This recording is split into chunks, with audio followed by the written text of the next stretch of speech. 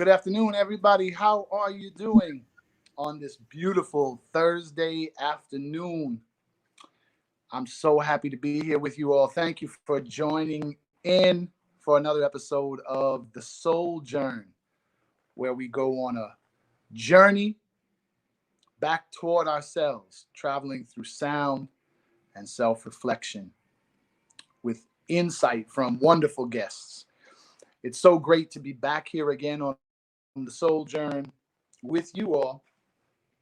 And so today I have a very special guest, and I'm really looking forward to introducing him to you a little bit later. A good friend, uh, colleague, supporter, June Archer, who is a long-time music industry professional.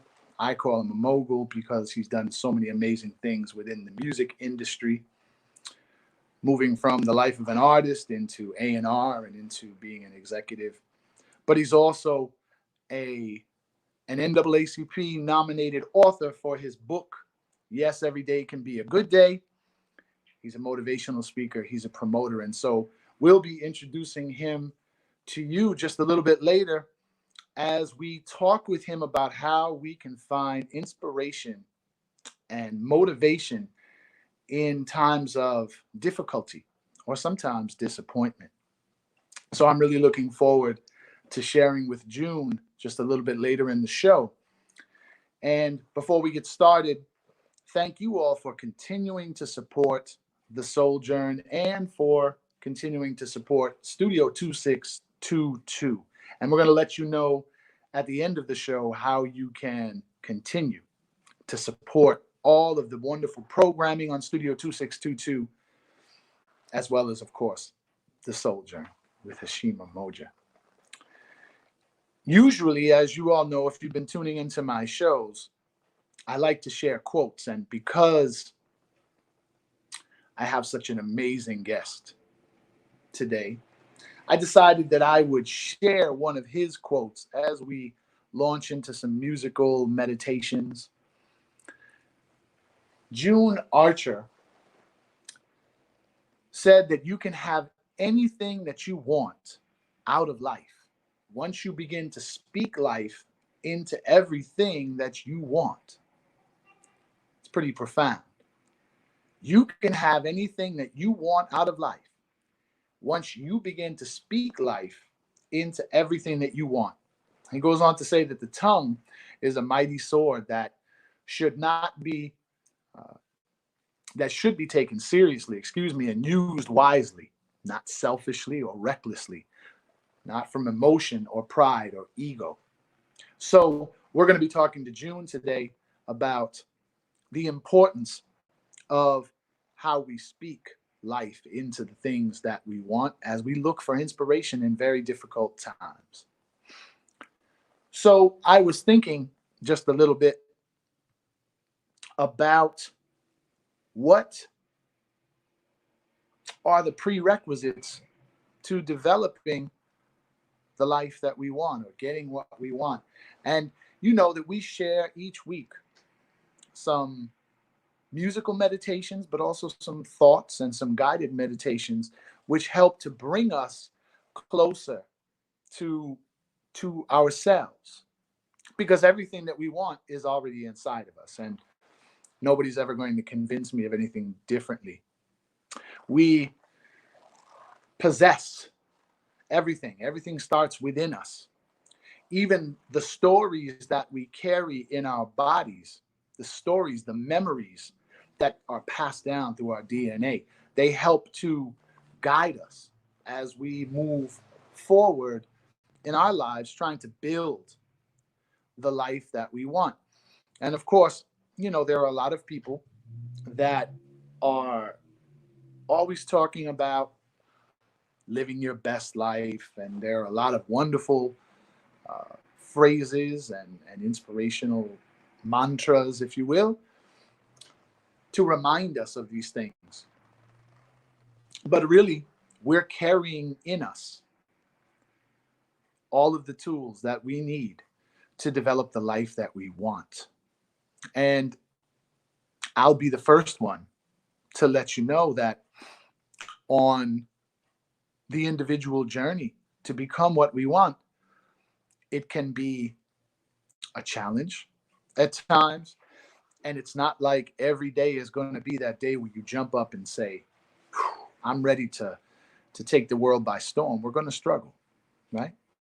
But if we can remember that we have the power within us to heal ourselves, to develop the life that we want, to shape the life we want by our thoughts, by our words, and by our actions, then we can remember to stay focused on the fact that we are sowing seeds with every word we speak, with every action that we take, with every thought we think.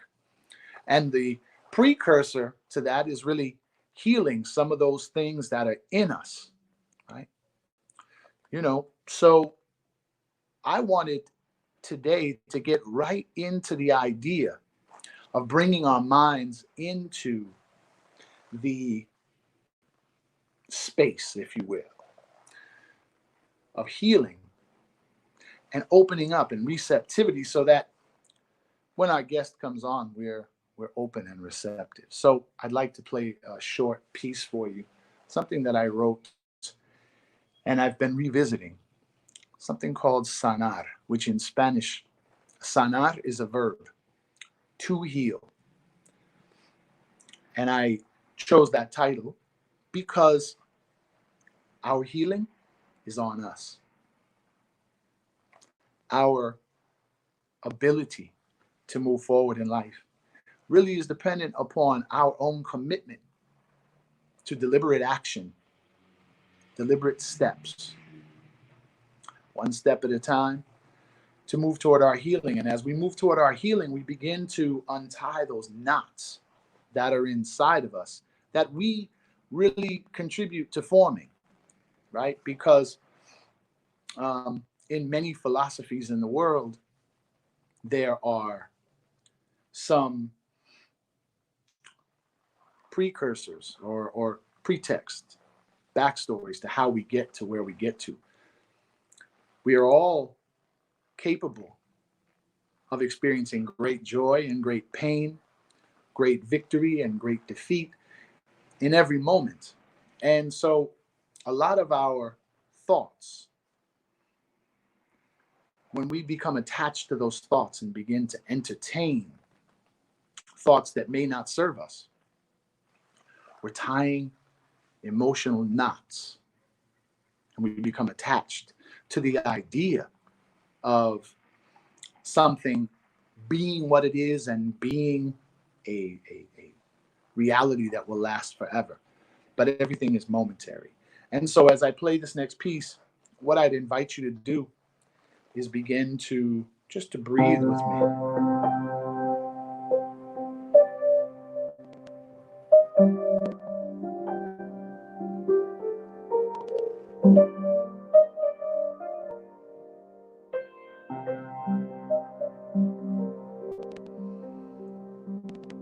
Just breathing in and out and relaxing your body, relaxing your mind, allowing all the tension to leave your body.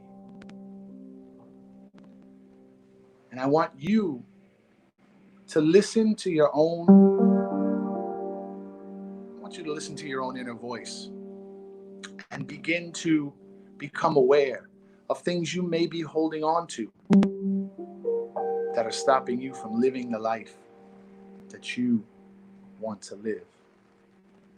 I'm not going to talk. I'm going to allow this meditation to be guided by the music.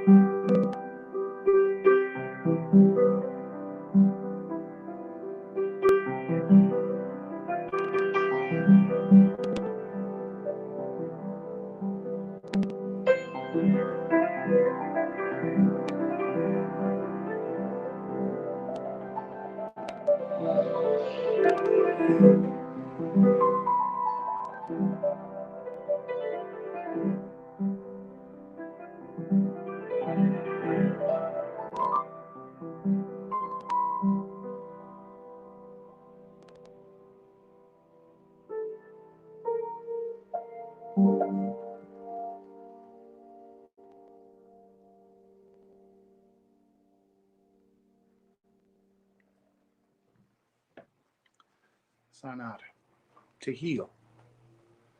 I wonder what type of things might come to your mind as you listen to the guidance of the music. As you were breathing, what types of things were coming to you? What I'd like to do is invite you, whatever platform you happen to be listening on, please share with us some of the things that you experience when you hear the music that we play here, or some of the words that we share here, or even the guided meditations. I'm really interested in knowing from all of you what types of things you're experiencing as you are listening. And of course, For those who know me and have known me for some time, I'm very, very interested in the purpose of the music we play. For me, my why has to inform my what. Why I play the music I play, why I write the music I write, why I invite the guests onto the show that I'm inviting. And so I would like to now think about inviting my friend on. I've had the wonderful pleasure of knowing June Archer for a number of years, many years. I met June Archer in the professional capacity in the music industry. And I remember that first meeting and having a really wonderful, wonderful bond form with June, because June Archer is the type of individual, as you all will get to see in just a moment, who is not only an amazing professional, but more importantly, he's an amazing human being, the character of the man. And so June Archer is, as I shared at the beginning of the show, a music industry professional who began his career as an artist and worked in many different capacities within the music industry as an A&R executive and several other roles as a promoter. He's been promoting for the past, I believe 20 years, an amazing series in Hartford, Connecticut called Hot Chocolate Soul, where he's given a platform to talent on many different levels, not just up and coming talent, but he's presented amazing professionals as well, who are icons in the music industry.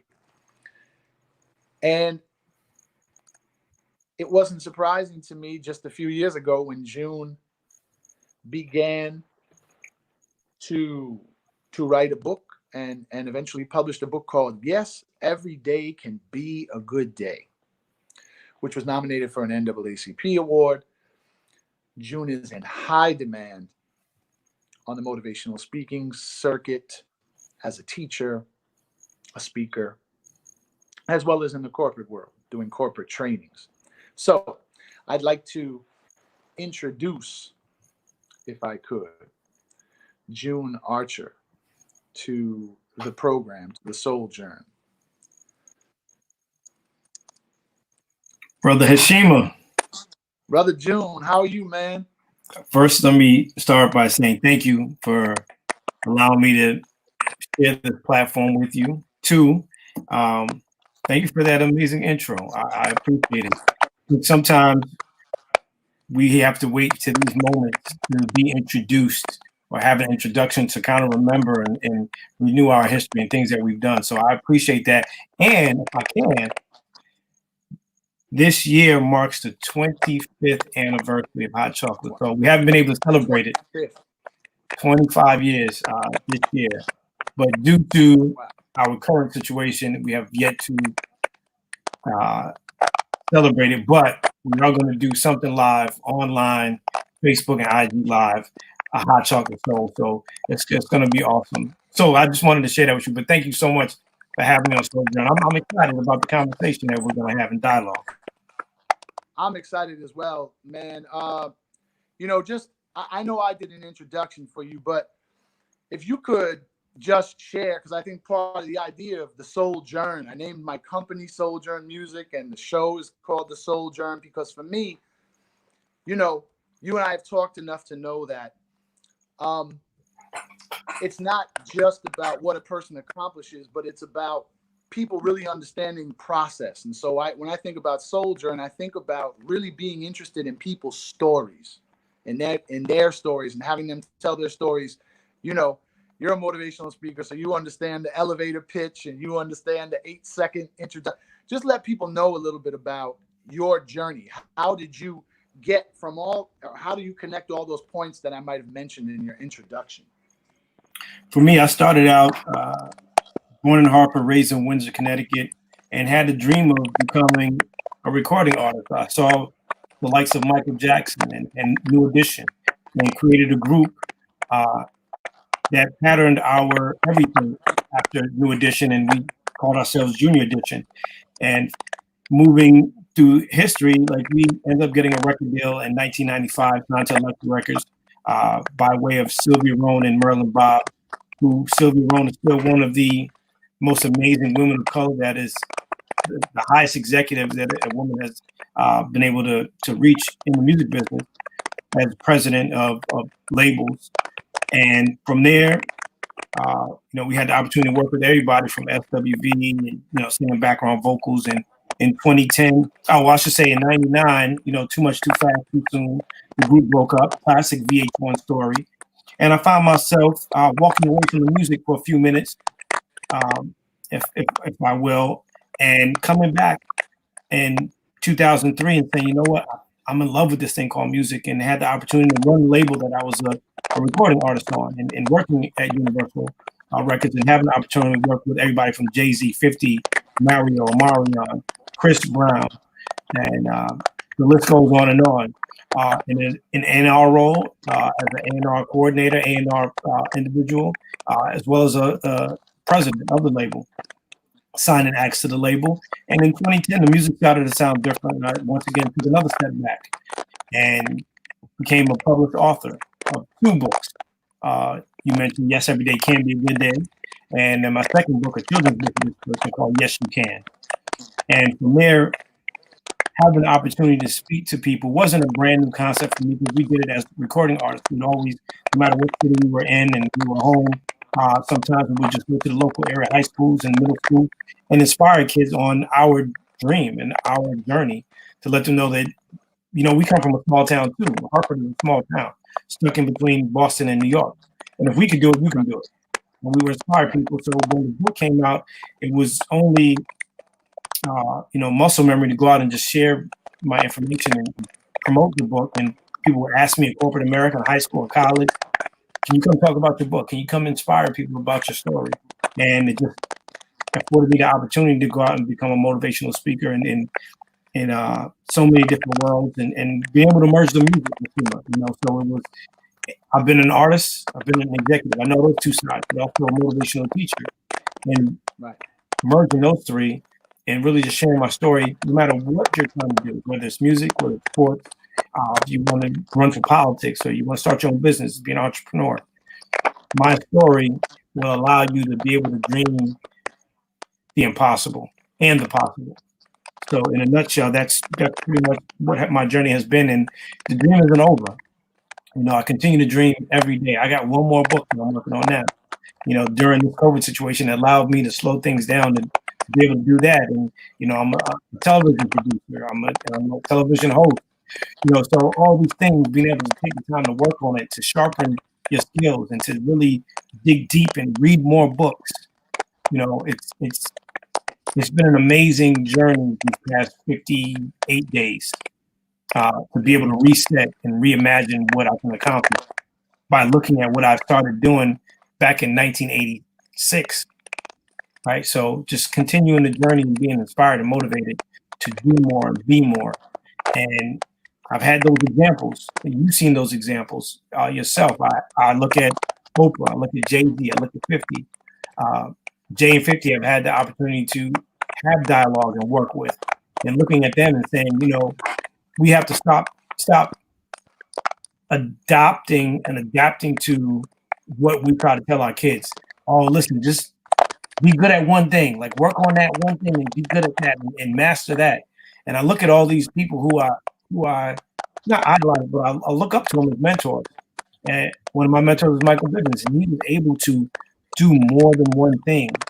And then they educate you on, listen, make sure that you have more than one revenue stream coming in at a time, which is super important, because who would have known that we would have fallen on times like this, where you know, one of my main revenue streams is getting large crowds of people together. Right. So I'm not making any money in that regard, but the other things that I've done, my books are still on sale. I can still speak online. I can do life coaching. Right. So to make yourself so spread yourself out and try to be good at as many things as possible instead of saying, you know what, I should just be a great fan. I'm gonna be a great fan. That's it. But just imagine if we told Oprah, just be a great television host. That's it.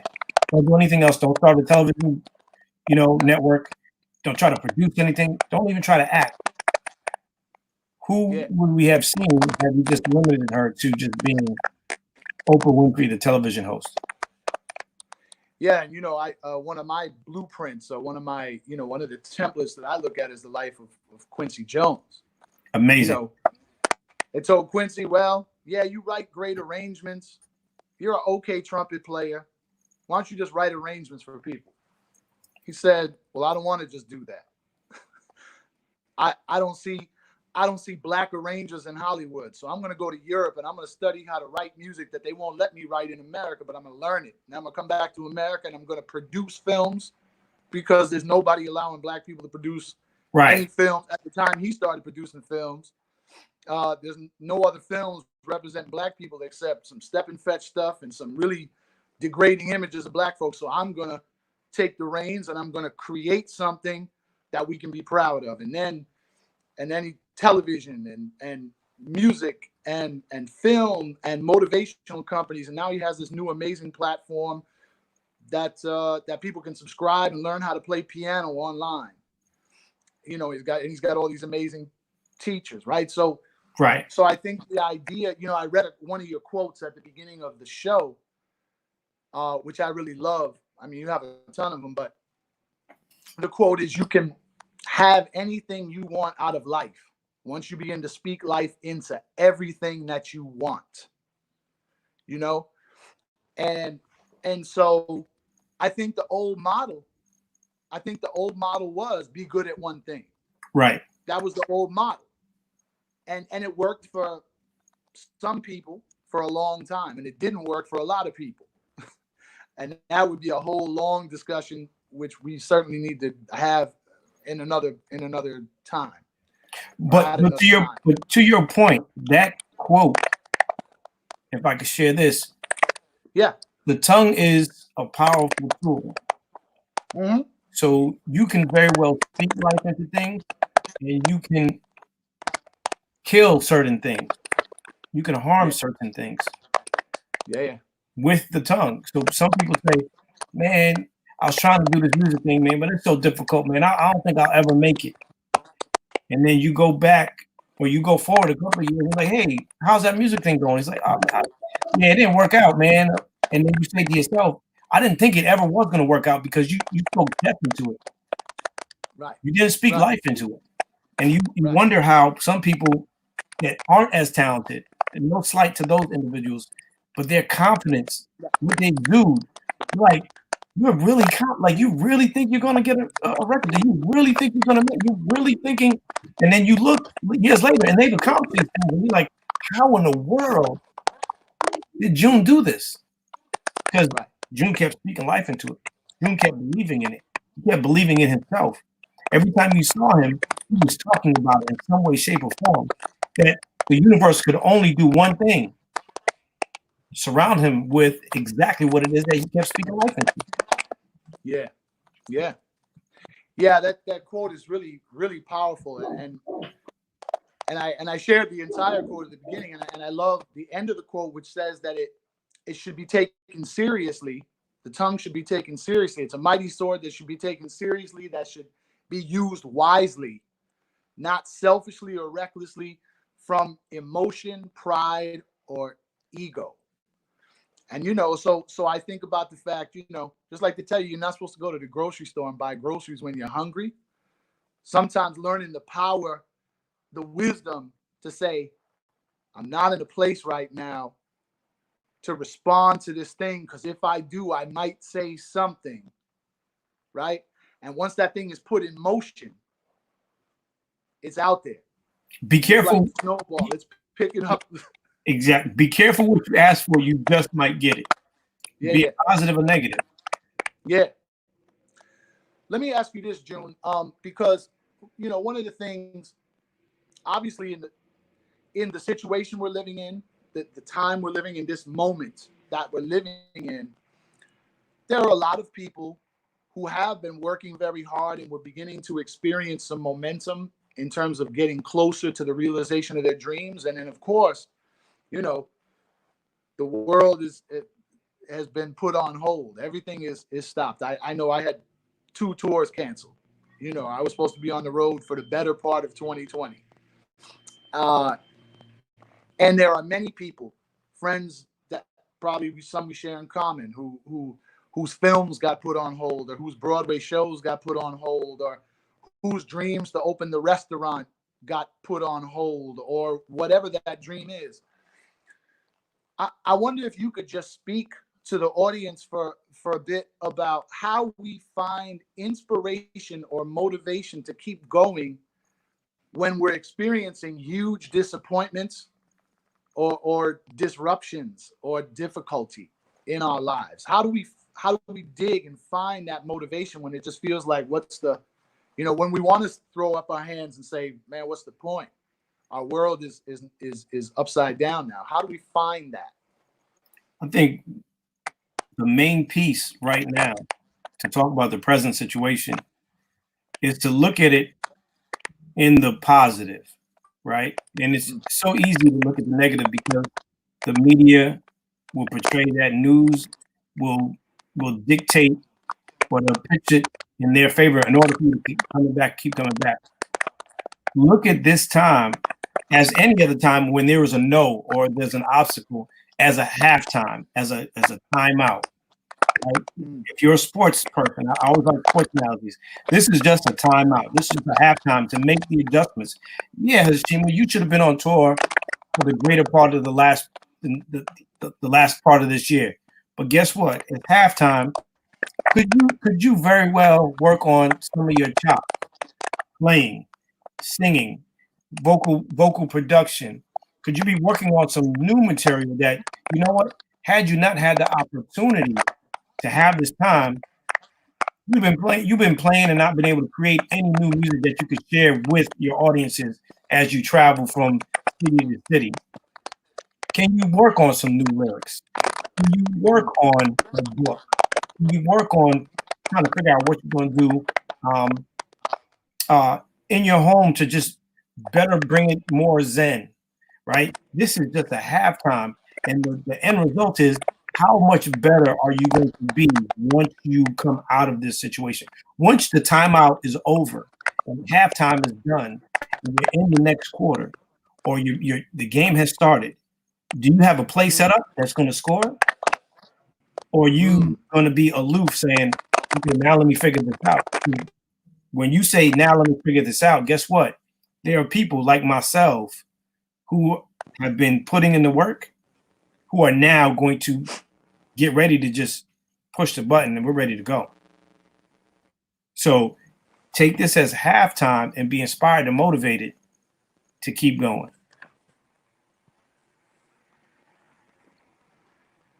Yeah, we're just having, if you can keep talking, we're having a technical issue, but. No problem. So for me, those who are watching or listening right now, like, find a way to stay motivated during this time. Find a way to be in the company of those who are like-minded, who have the same dreams and aspirations. And if the dreams and aspirations are the same, make sure that the drive is the same. That when you need somebody to hold you accountable, you are accountable. So these are the times to make sure that you figure out a way to make sure that your circle is as tight as possible right now, that your circle is being educated on what it is that you want to do. You're finding your why right now. You're finding your what right now. You're putting together your team of people that are going to allow you to become successful at this point and moving forward as you're going to get ready when this thing is into phase 2 and phase 3 and life begins to pick up. Are you going to be ready to push the button on the dreams and aspirations that you've had. You have to find a way to continue doing these things and making your dreams a reality. Yeah, thank you for continuing that, ladies and gentlemen, the June Archer Show. That's thinking on your feet. No, we're dealing with some technical things, which is really important anyway, right? Learning to think on our feet. And what I heard you saying before my signal was cut real quickly was the idea of working, right? Working during the pause to be prepared, right? To be prepared. And I didn't hear anything after that, but I know that it's really important. The idea of constant growth, right? And constantly wanting to grow, to become, because I think of dreams like oversized clothes. Mm-hmm. We have to grow into those clothes, right? We might buy an outfit that we really want to wear and it doesn't look quite right on us, right? Maybe we have to lose some weight to fit that outfit. Maybe we have to grow a little bit. Maybe we got to put some shoulder muscle in to grow into those things. And so part of that process for me is, I mean, as a musician, I have to be intrinsically motivated. Right. Nobody's going to call me up at 7:00 in the morning and say, Heshima, are you practicing right now? Heshima, are you ready for your meeting? Nobody's going to do that. No. Especially the competition. You have to do it for yourself. Competition is not going to let you get a leg up. No. So learning to grow into what it is that we want to become. You know, there's a concept like in African culture and in many cultures in the world where they name a child. Even the idea of naming a child. They name a child because they name the child based upon what they want the child to become. Right? My name means respect. So my godmother happened to be the person that named me. So she envisioned that I would grow up to be a person who would be respectful and be respected.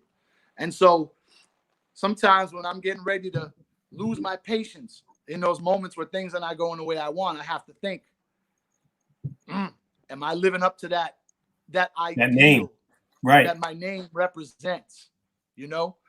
And so I think of dreams the same way, that we have to grow into. So sometimes they're oversized clothes.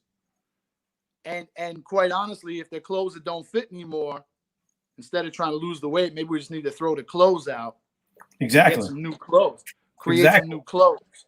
That's a great analogy. It's a great analogy. Yeah, man. And I look at your life. I look at a lot of the things you've done. And of course, because I've been friends with you for so long, I've seen so many of the different areas that you've learned to navigate and work in. And, you know, I think back to when you produced your first TV pilot, or the first TV pilot that I know of, right, which was back in San Diego, right? 2010. Was that 2010? Yeah, right. Yeah. 2010. Yeah. And that pilot, and I remember standing in San Diego and looking around and saying, this is a dude, because I grew up 15 minutes down the road from you. I grew up in Springfield, right? And so another small city. It's mind-blowing, right? And I'm standing there with all this amazing talent and in this amazing space. And of course, you know, that particular pilot, for those who don't know, was sponsored by or that event was sponsored by the San Diego Black Journalists Association, right? I believe. It was NABJ and NBC. NBC was NBC, a co-sponsor, right? And I remember standing around in that space in 2010 and saying, man, how did he put this together? How did he get all these people to California? How did he get this amazing room? How did he get, and I think where I'm going with this is also the idea, and this would be another kind of a follow-up question for you. If you could talk about the importance of relationships in terms of motivation And in terms, because I think about some of the amazing people I met as a result of that particular experience, and I'm friends with those 2 or 3 people to this day. You know, our mutual friend Alicia Dean. You know, I formed a friendship there with her, and that friendship still stands. So relationships, if you could just talk, because I think sometimes, you know, I just read this book, just finished reading this book called The Power of Two. The myths of creativity. And the whole basis of the book is that in our society, we live on the notion that somehow individuals accomplish things all by themselves. And the book talks about many historical examples of the importance of relationship, whether it's Steve Jobs and his creative relationships, or Einstein and his creative relationships. You know, he didn't create his theory in a bubble. He had a very brilliant wife who happened to help him with, you know, with those scientific theories. But just talk about the importance of relationships real quickly.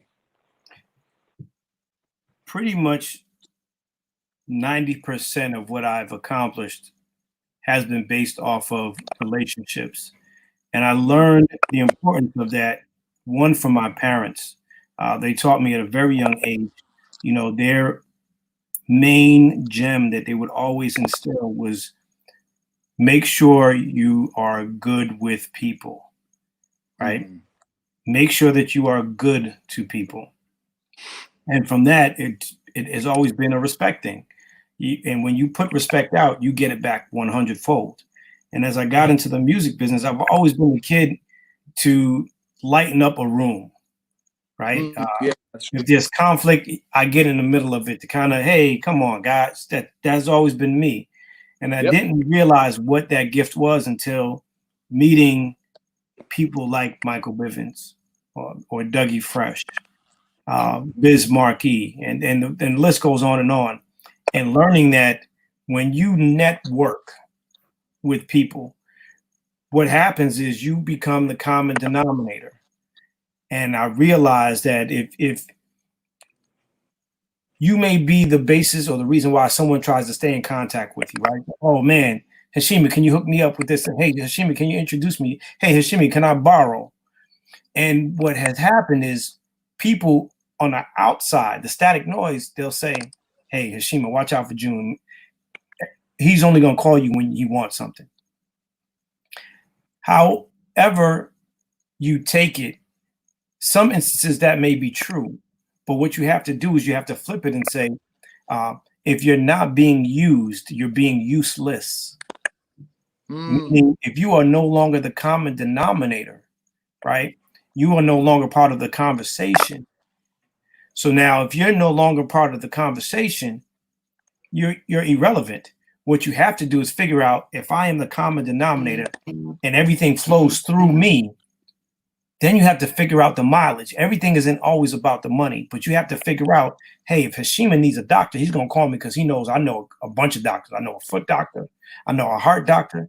I know a liver doctor. Oh, you need a plumber?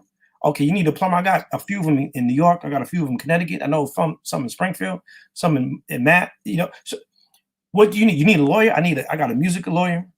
I got a divorce lawyer. Like, tell me what it is that you need. But now I am so powerful because I hold the deck, right? I'm the one who I can make the dots connect. So in there, you have to figure out how you make a living or make a way. And if you don't need to do that, then you just realize that the universe will take care of you and it will come back to you 100-fold. There'll be an opportunity that knocks on your door out of nowhere, and it's because you did something for someone without having to ask them for something monetary or something in return, because you did it for them. So when you network, it comes back to when you make a phone call and your phone rings, that's a network. That means there's something outgoing, something ingoing. But if you always shut off the incoming because you don't want anything else, you shut yourself off from the network.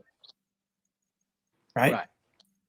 Once you do that, Heshima, I promise you, on everything I love, whether it was NABJ in San Diego, that was a connection with Alicia, with NBC, that had a connection with another friend who had a connection to the venue, which was amazing. Right. But then just the network of just all the artists that I knew, getting everyone together to go out there was just all networking. To the point where the connection to the NBC and everybody involved with making it happen was connection to the person involved in charge of letting us have the opportunity to shoot it and potentially getting an opportunity to have it on NBC. Unfortunately, it didn't happen. They went with this show called The Voice. It may be familiar to a lot of people. However, right? But it was still an opportunity nonetheless, right? And it was. In that time, it was a halftime there. There was a timeout, right? To try to figure it out. And we just recently, not even a year ago, we shot another pilot. And we're working on pitching it again because time has gone by. Things have changed. Music has changed. The platform that people perform on television is changing. So we're right upon the precipice of this can be the next big show. And everyone loves it. They're just trying to figure out how do we fit it in on the landscape that we have now. Because everything is competition based. Right. This particular show is just talent based and just entertaining. You don't have to call to vote. You don't have to dial to vote, punch anything to vote. You turn the television on and you just enjoy it. Yeah. Well, June, man, I realized, you had another quote, and I'm gonna. This is gonna be kind of how I'm gonna round it out, but it's for me so apropos. You said one time, look to embrace those who bring something to the table when they want to break bread. Ooh. And I think, as we wind down our time together here on this platform, I mean, a personal note for me is that, the fact that you're here is a result of a relationship, right? Yes. Started with a telephone call. Heshima, you want to perform on Hot Chocolate Soul, and it turned into a brotherhood, a friendship, brotherhood, man. Because listen, for me, as a Latino, when someone invites you into their house, that's major. That's a big deal. And the first time you said, "Come by the crib," well, now, man, that means I'm in your space with your wife, your child. I'm in your sanctum, right? And so I've learned through our relationship, I know I've bugged you 2 or 3 times. June, man, mentor me, man. Mentor me. Because I've learned to recognize, my grandfather used to say, I'm not the smartest person, but I can recognize when somebody really has something inside of them that I need to access. And you've always been one of those individuals in whatever place we find ourselves, whether it's music or whether it's just hanging out, whether it's business.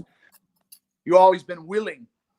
And that's why you're here. I mean, you're here now sharing. You could be writing your book right now. You could be doing a lot of things, but you're sharing information and what you bring to the table, and I can't wait to actually sit down and break bread with you because it's been. We got to do it soon. We got to do it. We got to sit down and do it. We got to. I'm looking forward to it. How can people get in touch with you if they want to buy your books, if they want to bring you to their virtual or physical space to speak, to motivate, or even to consult as a media consultant? How can people get in touch with you? You could go right to the website. IamJuneArcher.com is a website, and all my social media handles are at June Archer, JUNEARCHER. And listen, I'm available. The only constraint is just time and space. And at this point, what you give, you get back. So I'm always open to sharing and being in spaces of like-minded people and encouraging people to change that mindset, to think glass half full instead of half empty. So please, every day I post something inspirational all my platforms, especially Instagram, Twitter, and that's at June Archer. And like I said, IamJuneArcher.com is a website. You can go there and you could follow me on anything from there, and you can contact me through there. Yeah. And if you're watching the show now, his website is posted at the bottom of the screen. IamJuneArcher.com. And as he said, all of his social media handles are at IamJuneArcher. Brother June, there's not enough time, man. There's not enough time in the We'll have to do it I gotta again. have you come back again as we develop the platform, and also I do want to mention this because we didn't talk about it, and that is that you have a wonderful other platform called Motivate You. Oh yeah, that's on where iTunes. You do a lot of oh, I'm excited about that. That's on Motivate iTunes. You is amazing. But you could, like I said, you go to IamJuneArcher.com. You could go right to the iTunes from there, and it's amazing. It's an amazing platform, and you know, we just keep spreading the word, brother Heshima, and we're gonna get to the masses. I promise you. Absolutely. Well, man, thank you so much. You know, I love you. You're family to me, and so thank you so much for sharing your time, sharing your wisdom with us and with the audience. Everybody, if you need, you know, the good thing about this book, Every Day Can Be a Good Day, is that it's about this big. Like you can fit it in your back pocket like your phone. It's not literally long. called a pocket. It's like a pocket book, right? You can fit it in your purse. You can fit it in the side of your jacket. You can fit it in your back pocket. And you just need, you know, you need something to pull you out of that funk in the middle of your work day. This is it. Open up the book. You look at the quote. The thought goes in. The thought starts to germinate. And that's then he's got the book. He's got the book for his kids. Yes, for the kids, right? As well, for the children, the children's book. There's so much, and I can't wait for the third book to come out. Oh, I'm excited. Can't wait to make music with you again, man. So yes, sir. Looking forward. We got so much to do, so much to catch up on, but I'm not going to take any more of your time. Thank you so much, and we're definitely going to have you back again. Love you, bro. I appreciate you. Love you, bro. All right, man. We'll talk soon. You got it. All right. Well, thank you so much again to June Archer. I really, really, really encourage you to go to his website, IamJuneArcher.com, and follow him on Facebook and Twitter and Instagram. I deliberately wanted that conversation to go a little bit longer. I'm going to do this.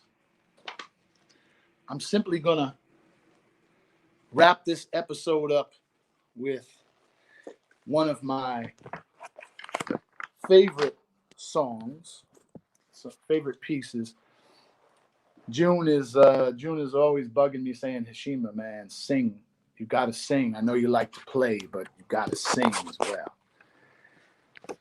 Let me just share this quote with you before I sing this last song by Duke Ellington. It's from the Upanishads, which are basically writings that yogis study. But it says, as a person acts, so he becomes in life. Those who do good become good. Those who do harm become bad. Bad deeds make one impure.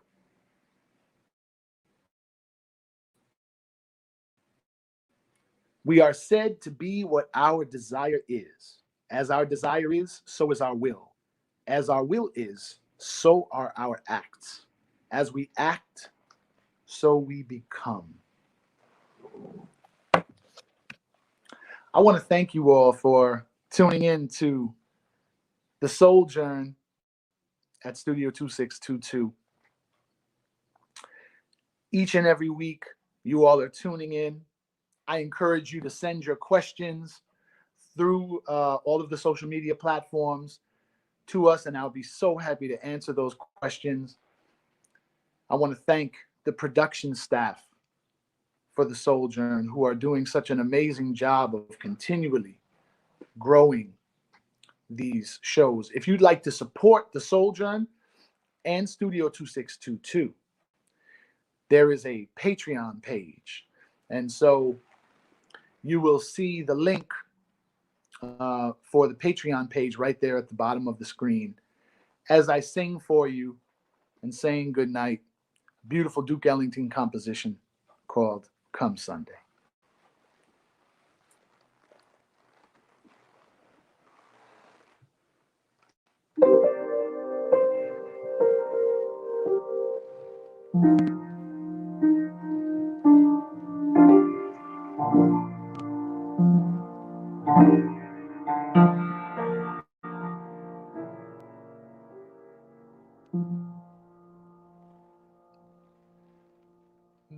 Lord, dear Lord above, God Almighty, God above, please look down and see my people through.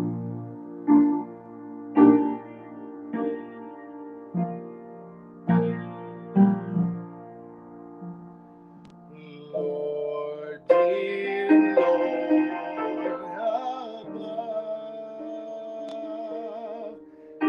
God Almighty, God above,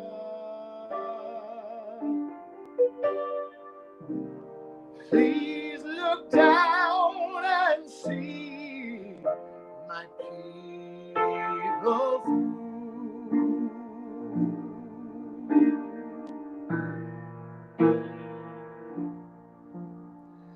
I believe that God put sun and moon up in the sky. I don't mind the gray clouds, 'cause they're just clouds passing by.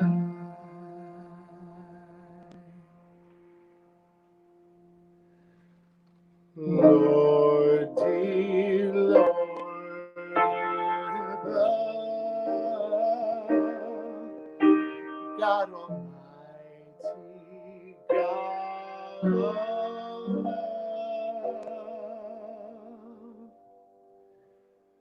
please look down and see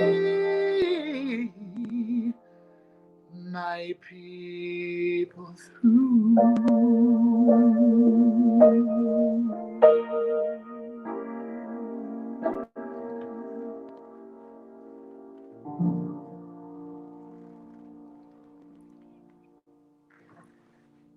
Hope to see you back here next week on the SoulJourn at Studio 2622.